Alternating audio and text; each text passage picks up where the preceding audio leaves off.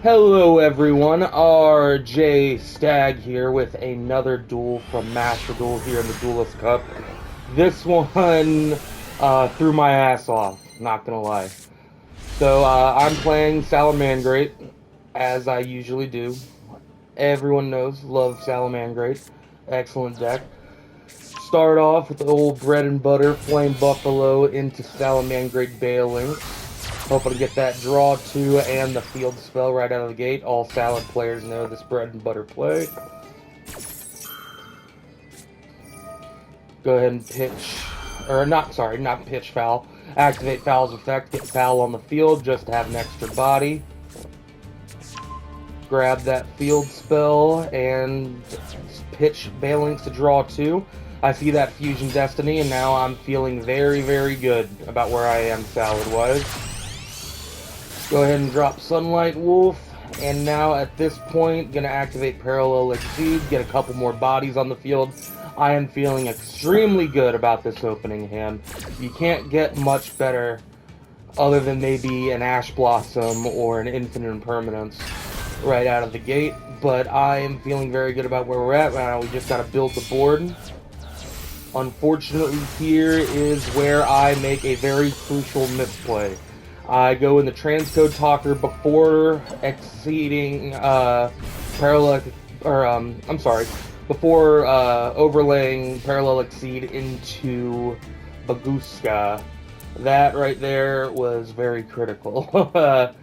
Transcode talker locks me into Cybers for the turn, so I could not special summon Baguska to help get a little bit more interruption on the field. Baguska here being my big rank 4 that I use on turn 1, and that was a very crucial mistake. So realistically, the only protection I have going into his turn right now is Transcode Talker and Sunlight Wolf being co-linked so that they can't be affected by other card effects. I also have the Bale Links in the graveyard. That way I can protect the Sunlight Wolf. So I'm not in a terrible position, but I'm also not in the most ideal. I really wish I would have gotten Baguska on the field here. But at this point, I'm a little confused because he plays Toon Table of Contents, which is, you know, whatever. I've played against Toons before. Plays it again, gets another Toon card, just goes right into another Table of Contents. Plays a third one, goes into Toon World. Okay, fair enough. All of a sudden he plays Summoner Monk, and I'm like, okay, what is going on here? Pitches Toon World, gets out Treasure Panda, and it's about right here where I begin to figure out what he's doing. And so will you, once you see what he brings out on the field.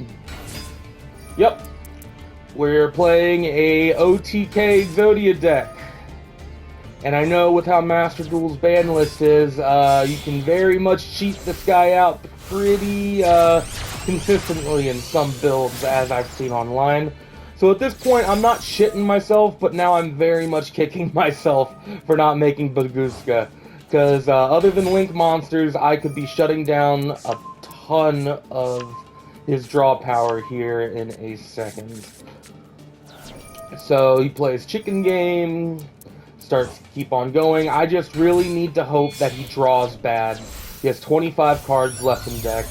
I really have to hope he can somehow just stop his fucking combo from going through and getting all these, or getting Exodia in his hand. So I just let him go there for a second. That's the worst part about playing these Exodia OTK decks, is that they literally, it's all or nothing. You're either getting it all in one turn or you're not. So he uses Pot of Avarice, gets those Exodia pieces back in the deck. He's gonna keep on going. I'm kicking myself every time a non-Link monster hits the field, especially these Synchros. All I can hope for now is that his line of play ends up getting cut off. Brings out the Stardust Charge Warrior. Now I'm starting to freak out a little bit. He has a lot of cards in hand. He is in a very good position. He has 20 cards left in deck. Let's just hope he can pull it off. He can get stopped. Brings out Shinobi. And here is where I'm starting to feel a little bit more comfortable. He busts out the Nightmare Phoenix, puts down 3, and ends his turn, and I can just breathe a sigh of relief. He was able to get cut off. That buys us enough time. I damn well know this Exodia deck isn't playing any traps, because why the hell would it? So realistically now, I just have to take care of this back row in case it is something I don't want to deal with. And let's see what we can do. Draw Ash does not help at all. Since Chicken Game I can use on my turn, activate that, get an extra card. Bust out the Nightmare Unicorn to bounce one of his back row. Also get a draw 2 off of Buffalo once again. Go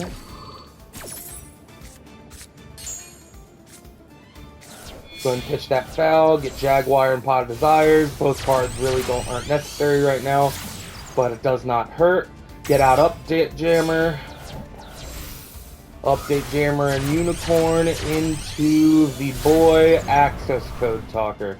Now, I'm sure most of you know this, but Access Code Talker is excellent in any Cyberse deck purely because of Update Jammer. Update Jammer, not only do you get your pops, but Update Jammer, if this card is sent to the graveyard as link material, that link monster can make a second attack during each battle phase this turn. I go ahead and target Nightmare Unicorn, beefing it up to a big ol' 58,000.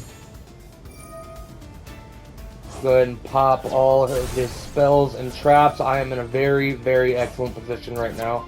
Like I mentioned earlier, there's no way he was playing any traps. I figured those 3 were a bluff.